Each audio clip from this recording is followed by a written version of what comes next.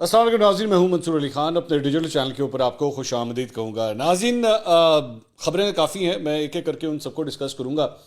لیکن مریم نواز صاحبہ کا جو انٹرویو جو ہم نے جمعے والے دن ریلیز کیا تھا، آج پیر کا دن آ چکا ہے، لیکن اس انٹرویو کے حوالے سے گفتگو اور گوسپ اور اب فیک نیوز بھی جو ہیں وہ پھیلنا شروع ہو گئی ہیں. And I am sorry to سے، مجھے ایکچولی سب سے پہلے اس کے اوپر بات میں کیوں کرنا چاہ رہا ہوں میں آپ کو بتاتا ہوں.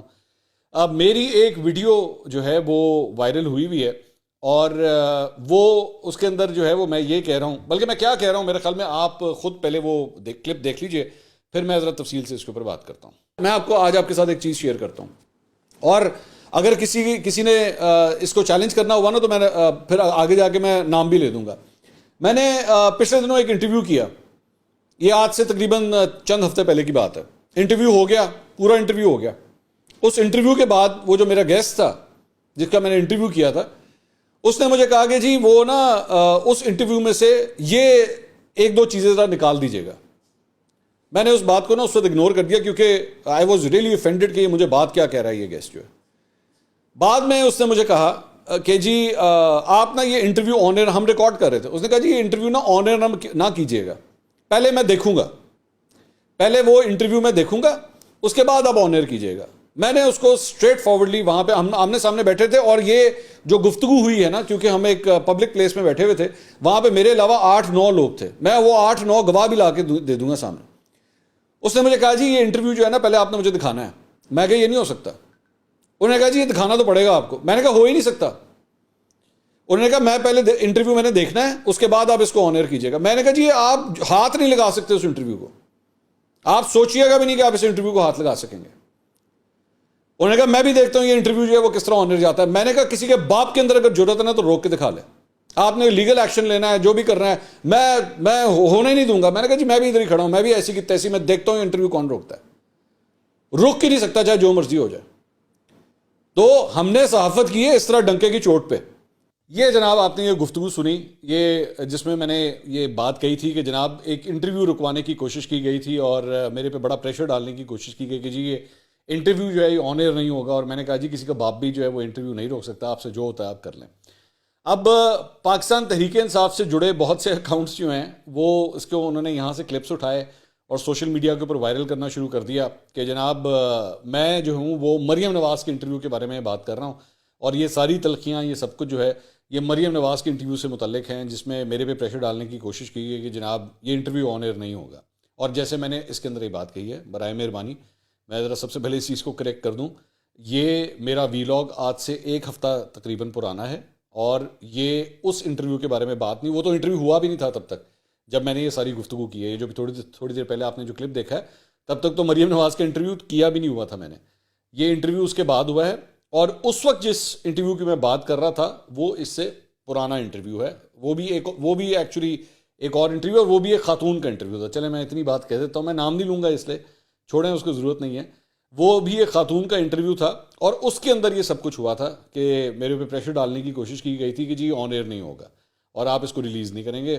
نہ میں نے اس وقت مانی تھی، اور میں نے اس وقت بھی یہ کہا تھا جی کوئی روک نہیں سکتا اسے، اور ہم نے کر دیا تھا. پھر ہم نے اس کو آن ایئر کر دیا تھا. وہ خاتون جو ہیں وہ انہوں نے کافی کوشش کی کہ میرا وہ انٹرویو نہ جائے آن ایئر، لیکن میں نے ایک ہی نہیں سنی تھی اس وقت، اور میں نے جیسے انٹرویو ریکارڈ کیا تھا ہم نے اس کو ریلیز کر دیا تھا. تو جب وہ ہم نے جو کرنا تھا وہ کر دیا تھا، تو اس لیے میرے خیال میں مجھے ضرورت نہیں ہے اس کے نام لینے کی. وہ اس وقت ایکچولی اس کانٹیکسٹ کے اندر یہ بات ہو رہی تھی کہ فواد چودھری صاحب نے کاشف عباسی صاحب کے شو کے اندر میرے بارے میں بات کہی تھی. ہم نے اس وقت وہ جو ذلے شاہ جو پاکستان تحریک انصاف کا جو ورکر تھا، اس کے والدین کو میں نے پچھلے اتوار کو جب اپنے شو میں لیا تھا، تو اس سے ریلیٹڈ انہوں نے اگلے دن فواد چودھری صاحب نے کاشف عباسی صاحب کے شو میں کہا تھا کہ جی وہ ان کے والدین کو جو ہے وہ منصور کے پاس بھیجا گیا تھا، انہوں نے یہ امپریشن دیا تھا. تو میں نے اس کے بارے میں بات کہی تھی کہ جی اس طرح کی صحافت ہم کر نہیں سکتے، ہو نہیں سکتا. اور میں نے تب یہ اگزامپل دی تھی کہ جناب ایک دفعہ اس طرح ہوا تھا کہ اس انٹرویو ایک عدد انٹرویو رکوانے کی کوشش کی گئی تھی، تو تب میرا رسپانس یہ تھا. تو برائے مہربانی ذرا میں سب سے پہلے اس کو کلیئر کرنا چاہ رہا تھا کہ اس کا تعلق مریم نواز کے انٹرویو سے متعلق نہیں ہے. میں آپ کو صرف ایک بات آج ایک بتا دوں، میں نے اپنی زندگی میں بہت سے انٹرویوز کیے ہیں، ہائی پروفائل انٹرویوز کیے ہیں. مریم نواز ہو گئیں، عمران خان ہو گئے، پرویز مشرف ہو گئے، بلاول بھٹو ہو گئے، عمران خان صاحب کے تو میں نے مطلب 3-4 انٹرویوز کیے ہیں میں نے. بطور پرائم منسٹر ان کا ایک ہی انٹرویو میں نے کیا تھا. اور میں آپ کو یہ بھی بتا دوں کہ انہوں نے بطور پرائم منسٹر متعدد انٹرویوز دیے ہیں, مختلف اینکرز کو دیے ہیں.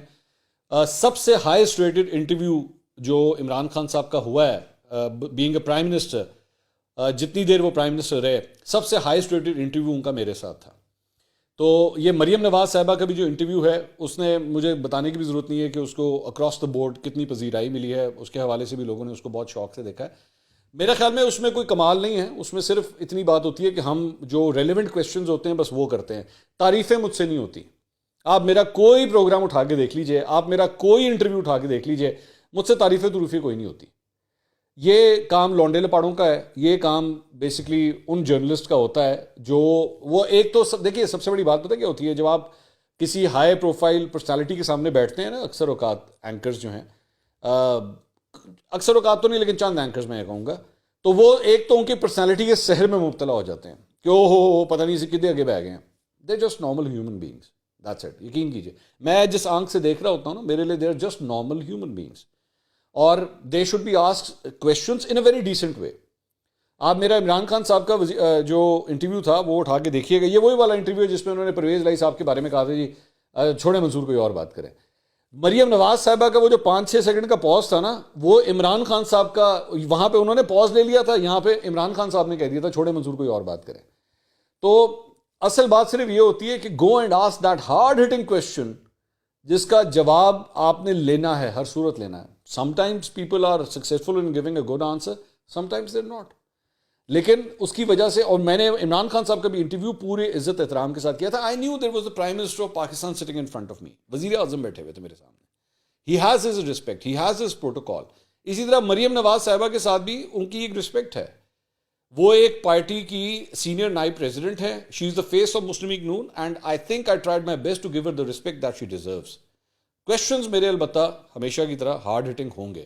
اور میں بلکہ بڑی انٹرسٹنگ آپ کو بات بتاؤں, مجھے ریسنٹلی یہ اس انٹرویو کے بعد, مریم نواز صاحبہ کے انٹرویو کے بعد ایک سیاستدان کا مجھے فون آیا. ان کا انٹرویو میں پچھلے کو 1.5 سال سے کرنے کی کوشش کر رہا ہوں. میں نام نہیں لوں گا ان کا, I just want to keep that private. تو میں 1.5 سال سے ان کا انٹرویو کرنے کی کوشش کر رہا ہوں. متعدد بار میری ان سے فون پہ بھی بات ہوتی ہے, متعدد بار میں ان کو انوائٹ بھی کرتا ہوں, اور ہر دفعہ وہ کوئی نہ کوئی بہانہ بنا کے نکل جاتے ہیں. تو ان کا مجھے اس انٹرویو کے بعد فون آیا, اور قسم والی بات ہے یہ میں جو آپ کے ساتھ شیئر کرنے لگا ہوں. انہوں نے کہا میری گل سنو, تسی 1.5 سال تو مینوں نا انٹرویو تو بلا رہے ہو, جڑا میں انٹرویو ویکھ لیا ہے نا, ہن تو میں کدی بھی نہیں آنا, ہن تو میں آنا ہی نہیں ہے. میں کہا یار یہ آپ کس قسم کی بات کر رہے ہیں؟ کہتے ہیں نا پاویں جو مرضی ہو جائے میں نہیں آنا.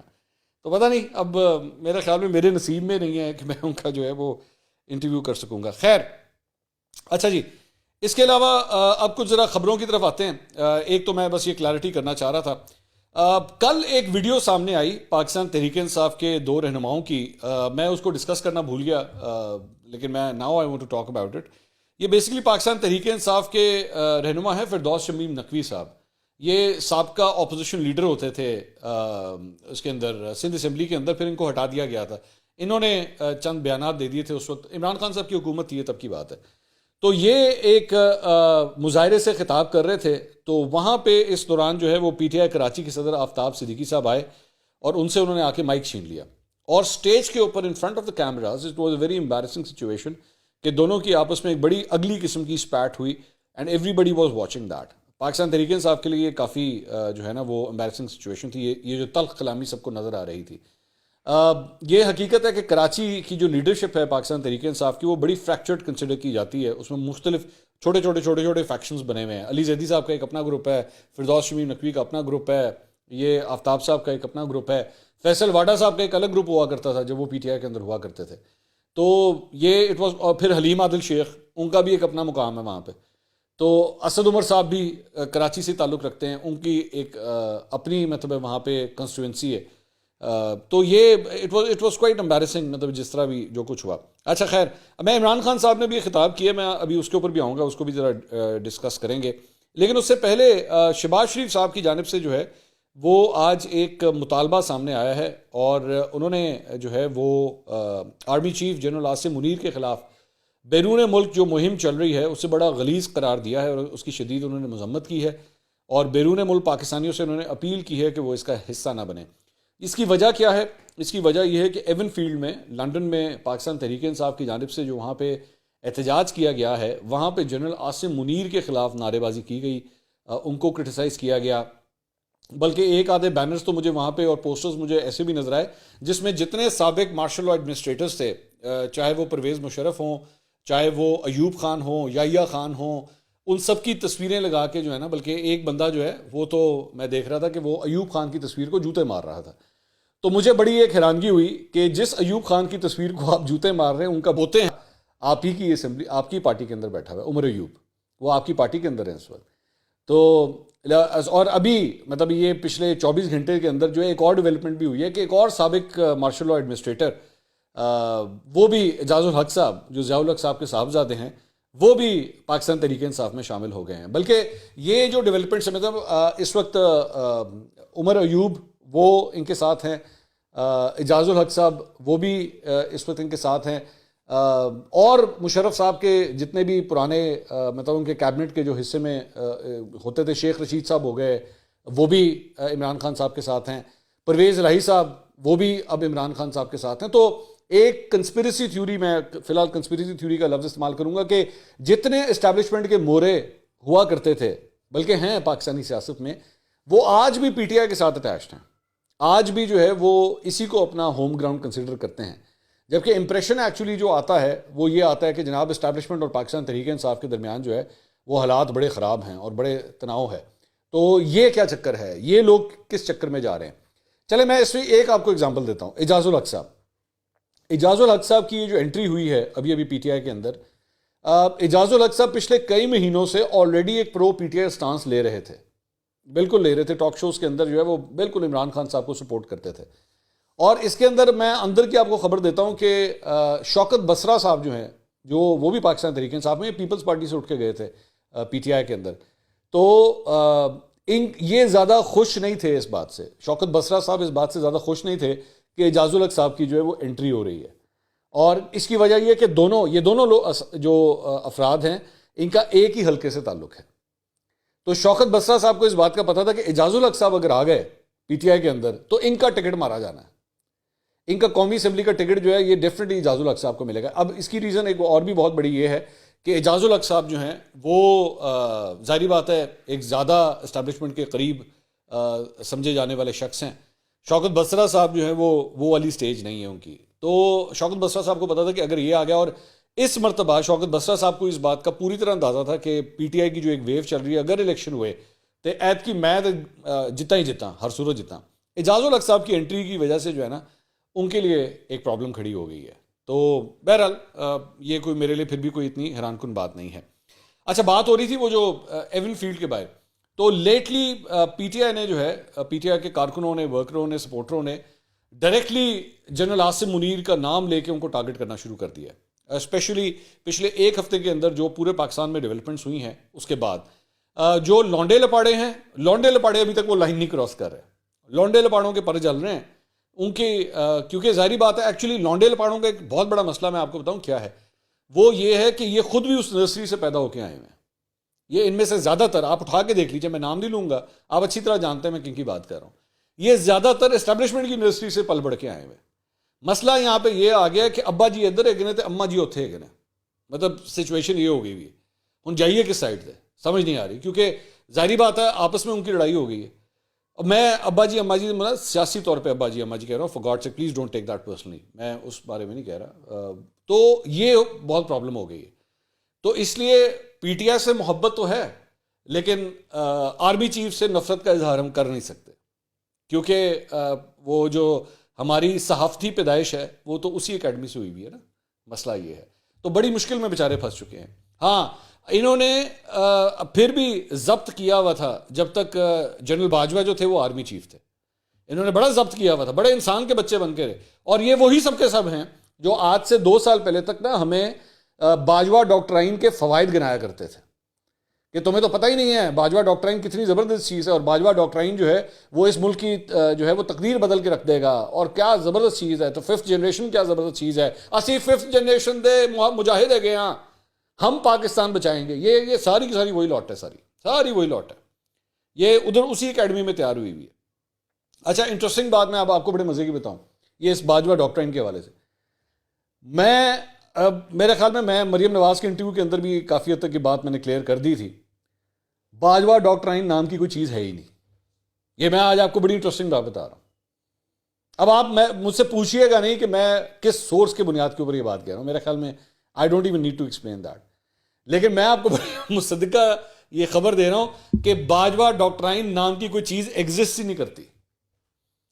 اور یہ اس وقت عمران خان صاحب کے دور کے اندر اس کو اتنا پروپوگیٹ کیا گیا, ان کے چمچے ٹی ویوں کے اوپر بیٹھ کے ہمیں اس کے فوائد گناتے تھے کہ آپ کو تو پتہ ہی نہیں ہے یہ کتنی زبردست چیز ہے, اس سے یہ بھی ہوگا تو یہ بھی ہوگا تو وہ بھی ہوگا.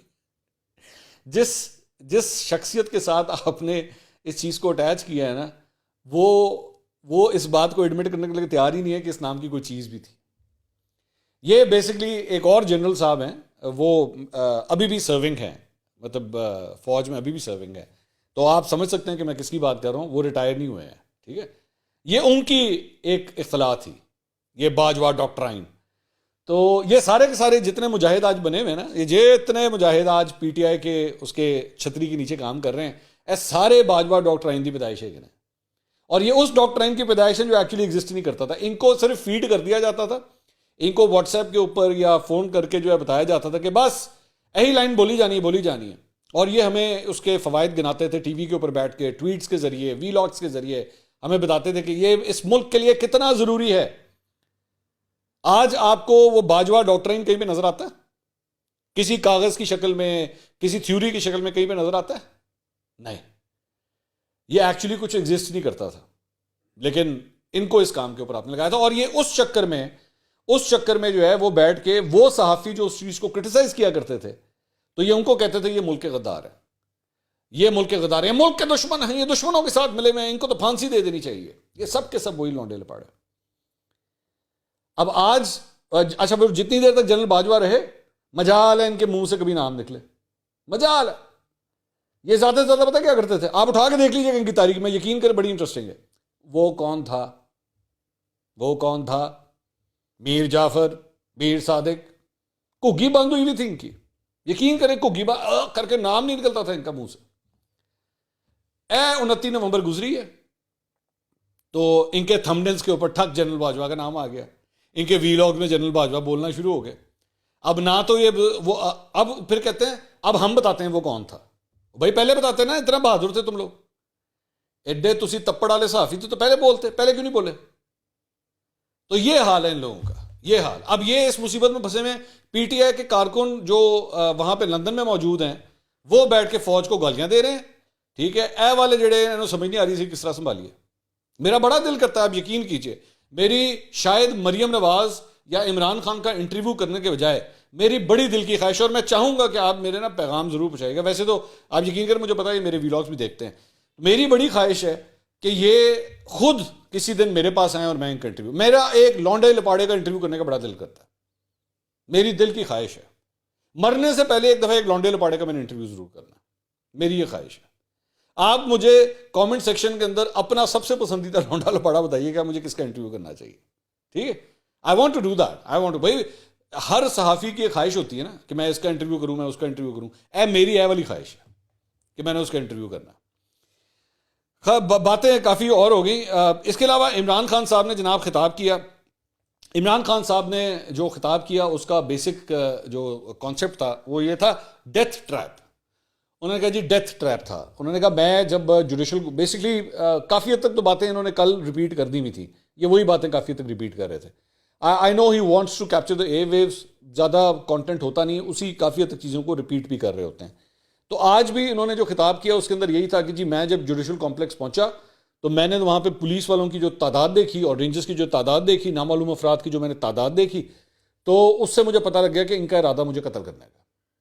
اور اب میرا ایک صرف پوائنٹ یہ ہے کہ اگر اس طرح کی کوئی واردات ہوتی, اگر واقعی کوئی اس طرح کی پلان ہوتی, آپ کے خیال میں اگر انہوں نے فیصلہ کر لیا ہوگا تو آپ کے خیال میں وہ پرواہ کریں گے کہ آپ کے کارکن یہاں پہ موجود ہیں؟ اگر جب اللہ کرے, میں دوبارہ یہ اس بات کا قطعی طور پہ مطلب نہیں ہے کہ آئی ووڈ ایور وانٹ کہ عمران خان صاحب کو کوئی نقصان ہو, کبھی بھی نہ ہو. اللہ ان کی زندگی لمبی کرے, اللہ ان کو صحت دے, وہ محفوظ رہے. لیکن مجھے صرف یہ جو تھیوری عمران خان صاحب ڈیولپ کر رہے ہیں، میرا ذرا اس سے ایک اختلاف ہے. دیکھیے محترمہ بے نظیر بھٹو وہ بھی ایک جلسہ کر کے نکلی ہوئی تھی جب وہ انسیڈنٹ ہوا تھا. کارکنوں کی آس پاس ان کی بھی ایک بہت بڑی تعداد تھی، but still she was murdered. ٹھیک ہے، تو اگر کسی دہشت گرد تنظیم نے اگر یہ فیصلہ کر لیا ہو نا، یا کسی اینٹی نے فیصلہ کر لیا تو وہ پھر بہت ایکسٹریم تک جاتا ہے، بہت ایکسٹریم تک جاتا ہے اور پوری پلاننگ کر کے جاتا ہے. اس طرح نہیں ہو سکتا کہ پولیس کی اتنی بڑی تعداد وہاں پہ کھڑی ہو اور خدا نہ خواستہ آپ کے قتل کا کوئی پلان اس طرح بن جائے. میں یہ ضرور، ہاں میں آپ کی اس بات سے اگری کر سکتا ہوں کہ ڈیتھ ٹریپ تو نہیں، اریسٹ ٹریپ ضرور ہو سکتا تھا. یہ میں آپ کی بات سے اگری کر سکتا ہوں کہ انہوں نے پلان کیا ہوگا کہ جی عمران خان صاحب نکلیں گے اور ہم ہو سکتا ہے ان کو کورٹ تک ہی نہ جانے دیں اور ان کو اریسٹ کر لیں. That could have been a possibility. لیکن اتنا ایکسٹریم اینڈ تک یہ جو بات کو لے کے جانا نا کہ جی ڈیتھ ٹریپ میرے لیے سیٹ کر لیا تھا، میرا خیال میں ذرا یہ کچھ زیادہ ہی ہو گیا. اس کے علاوہ انہوں نے ایک اور چیز جو مینشن کی وہ یہ تھی کہ جی مسرت چیمہ اور جمشید چیمہ ان کے گھر کے اوپر رات کو جو ہے پولیس وہاں پہ آئی. مسرت جمشید چیمہ صاحبہ نے ایکچولی اس کی ویڈیو بھی جو ہے وہ ٹویٹ کی کہ رات کے 1-1:30 بجے جو ہے وہ پولیس ان کے گھر کیا لینے چلے گئی تھی. اب ایک فضول حرکت ہے میرا خیال میں، پولیس کی ہائی ہینڈڈنس ہے. رات کے 1-1:30 بجے آپ جا کے صرف تنگ کرنے والی بات ہے اور کچھ بھی نہیں ہے. یہ ساری کارروائیاں اگر آپ نے کرنی ہوتی ہیں نا، بات وہی ہے نا، میں مطلب اس کو کھل کے بولیں. بات یہ ہے سسٹم جو ہے وہ عمران خان صاحب کے خلاف چل رہا ہے. FIRs پہ FIRs بلڈ ہوتی جا رہی ہیں اور بوگس ہیں ان میں سے بہت سی. کچھ جینون ہیں، کچھ کیسز جینون ہیں. میں ذرا اس پہ کلیئر کرنا چاہ رہا ہوں اس بات کو. پاکستان تحریک انصاف جب یہ کہتی ہے نا یہ 85-90 بلکہ 95 ہو گئے ہیں میرے اطلاع کے مطابق، 95 اب کیسز ہو گئے ان کے اوپر. 95 کیسز کا مطلب یہ نہیں ہے کہ 95 کے 95 غلط ہیں. اس میں سے کچھ بڑے صحیح ہیں جس کا عمران خان صاحب جواب نہیں دے پاتے جا کے. ٹیرین وائٹ کا کیس، توشہ خانہ کا کیس، ملک ریاض کا معاملہ، ممنوعہ فنڈنگ کیس، یہ بڑے جینون کیسز ہیں جس کا جواب ہونا چاہیے. میں یہ نہیں کہوں گا عمران خان صاحب گلٹی، آئی ایم ناٹ اے جج. میں ان دوسرے جرنلسٹ کی طرح جو ہے وہ بیٹھ کے ورڈکٹ نہیں دوں گا، لیکن ججز نے دینا ہے یہ فیصلہ. لیکن وہ بڑے سیریس ہیں. لیکن باقی جو ہے ان میں سے کئی ایسے جو ہیں بڑے مزے کا خیز ہیں. میں نے ایک کا ذکر مریم نواز کے انٹرویو میں بھی کیا تھا کہ جی فواد چودھری اور شاہ محمود قریشی جو ہے وہ زمان پاک کے باہر پریس کانفرنس کر رہے تھے، وہاں پہ ٹریفک جو ہے وہ جمع ہو گئی، اے لو جی کٹ دیو FIR. اور اس کے بعد جس طرح عمران خان صاحب کے گھر کے اندر انہوں نے انٹری ماری، گیٹ توڑ دیا، وہ سب کچھ اسٹوپیڈیٹی تھی. آپ کو پتہ ہے گھر کا مرد نہیں ہے گھر پہ، شرم کر لیں تھوڑی سی، حیا کر لیں تھوڑی سی. گھر کے اندر عورتیں ہیں اس وقت وہاں پہ. آپ ایڈے تسی شیر جوان ہے گئے ہو، انتظار کر لو واپس آ جاتے، پھر اندر جاؤ پھر بے شک کوئی مسئلہ نہیں. لیکن یہ بزدلی کی نشانی ہوتی ہے کہ آپ کے گھر کے مرد وہاں پہ ہیں نہیں اور آپ اندر گھس جائیں وہاں پہ. اور جو یہ کر رہے ہیں ان کو بھی تھوڑی سی عقل استعمال کرنی چاہیے. وقت ایک ساتھ نہیں رہتا، کل کو ٹائم تبدیل بھی ہو جاتا ہے، کل کو پھر آپ کے ساتھ بھی یہ سب کچھ ہو سکتا ہے. تو it was a shameful event. میں کہوں گا اس کو شیم فل. دونوں سائڈ جو ہے نا اپنی اپنی طرف سے جو ہے نا وہ قانون کی دھجیاں اڑا رہی ہے، دونوں سائڈیں. اور وہ جہاں پہ عمران خان صاحب جو ہیں، جہاں پہ عدالتوں کے اندر جا کے حاضری لگائے بغیر، حاضر ہوئے بغیر حاضری لگا دیتے ہیں، وہاں پہ پولیس کی جانب سے بھی جو ہے وہ اس طرح کی حرکتیں کی جا رہی ہیں. اگلی ویڈیو میں دوبارہ ملاقات ہوگی. اللہ حافظ.